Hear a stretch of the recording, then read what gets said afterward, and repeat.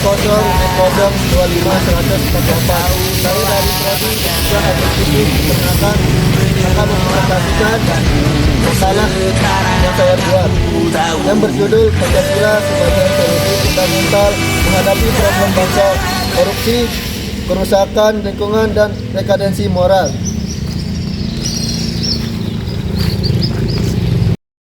Latar belakang Indonesia adalah negara besar yang dibangun di atas dasar nilai fundamental bernama Pancasila.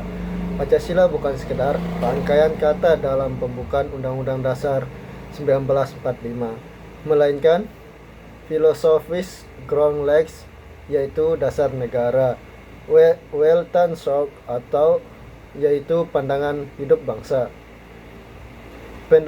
pedoman moral untuk seluruh warga negara. Namun pada kenyataannya saat ini bangsa Indonesia sedang mengalami disorientasi nilai di mana terjadi jurang besar antara cita-cita Pancasila dengan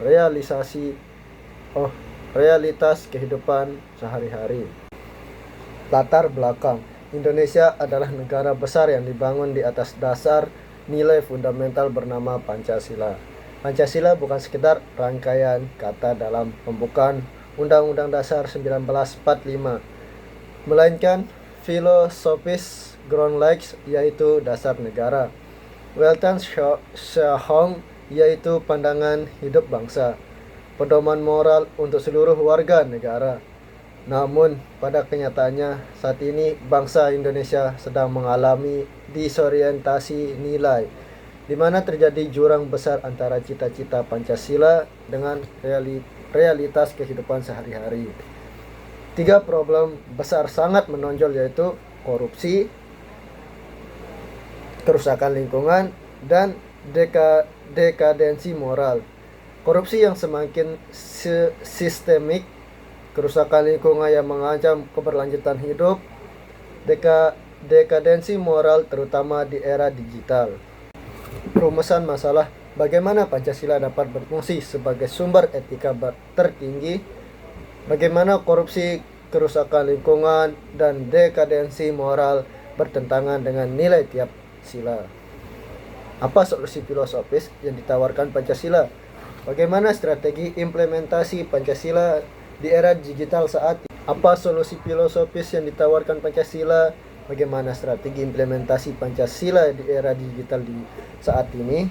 Memahami Pancasila sebagai solusi problem bangsa, menjelaskan hubungan nilai Pancasila dengan pemberantas korupsi, menganalisis peran Pancasila dalam menjaga kelestarian lingkungan, menjelaskan bagaimana Pancasila dapat memperbaiki karakter dan moral bangsa. Pancasila sebagai dasar etika bangsa. Pancasila merupakan sistem etika yang menyeluruh dan saling terkait beberapa poin terpenting. Sila pertama, menuntut integritas spiritual dan moral. Sila kedua, menegaskan pentingnya perlakuan manusia secara adil dan beradab. Sila kelima, menguatkan keadilan sosial bagi seluruh rakyat Indonesia atau menguatkan keadilan sosial sebagai cita tertinggi. Tanpa pondasi moral dari sila 1, kebijakan dan tindakan publik mudah terjerumus ke egoisme, pragmatisme, dan penyalahgunaan kekuasaan. Masalah pertama, korupsi. Korupsi adalah masalah yang merusak keadilan sosial. Korupsi melanggar sila kelima, keadilan sosial, karena merampas hak rakyat. Kedua, tidak beradab, sila kedua, karena adalah bentuk ketidakjujuran dan penyalahgunaan amanah. 3. Mengkhianati nilai ketuhanan, sila pertama, karena hilangnya tanggung jawab moral dan integritas. Contoh dampak korupsi: menghambat pembangunan, menimbulkan kemiskinan, merusak kepercayaan publik terhadap negara. Solusi berbasis Pancasila. Penegak hukum. Kedua, kerusakan lingkungan. Kerusakan lingkungan seperti deforestasi, pencemaran limbah, dan pembuangan sampah sembarangan berlebihan adalah bukti terjadinya konflik antara keuntungan ekonomi jangka pendek dengan etika ekologis. Kerusakan lingkungan melanggar sila kedua, karena merampas hak hidup sehat generasi sekarang dan masa depan. Sila ketiga, karena merusak ekosistem yang menjadi pedompang hidup bersama, baik itu dari makhluk hidup manusia atau hewan. Sila kelima, karena hanya menguntungkan kelompok tertentu dan merugikan masyarakat luas. Solusi berbasis Pancasila. Penegak kebijakan Green Policy berbasis musyawarah, teknologi ramah lingkungan dalam sektor agribisnis dan peternakan. Pengelolaan limbah yang bertanggung jawab. Masalah yang ketiga, dekadensi moral. Dekadensi moral ditandai oleh intoleransi, cyberbullying, ujaran kebencian, hoax, budarnya budaya saling menghargai. Ini mengancam sila ketiga, persatuan Indonesia, karena masyarakat mudah terpecah, juga mengkhianati sila pertama, karena intoleransi adalah bentuk fanatisme sempit. Sila kedua, karena merendahkan martabat manusia.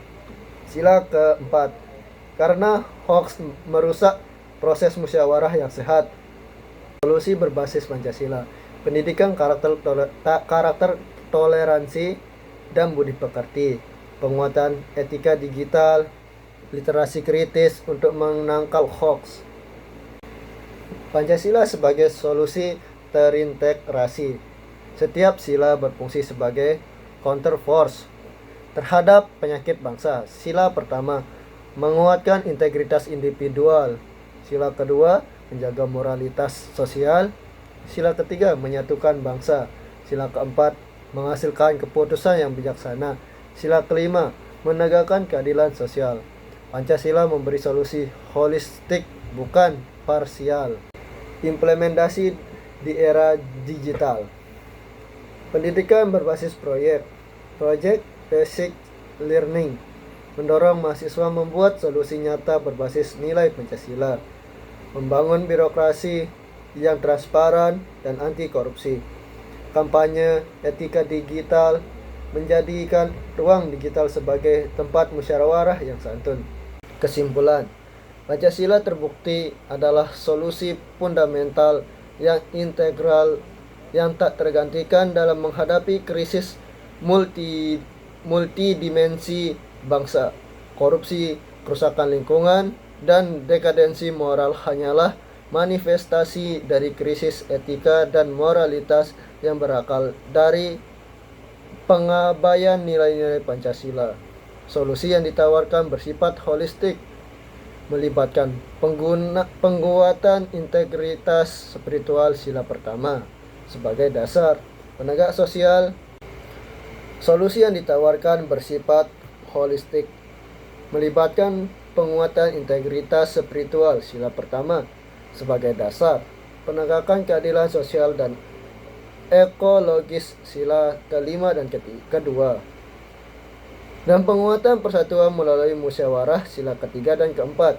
Mengatasi problem bangsa adalah tugas kolektif untuk menjadikan Pancasila sebagai budaya hidup, living ideologi dalam setiap aspek kehidupan bernegara.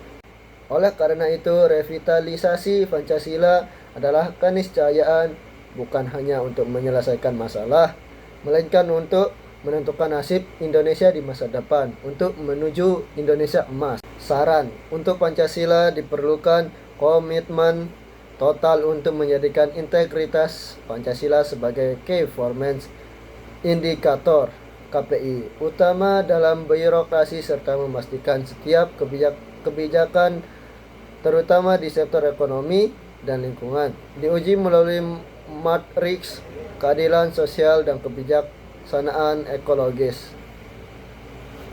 Untuk lembaga pendidikan Pancasila harus berorientasi pada pembentukan karakter proaktif dan solutif.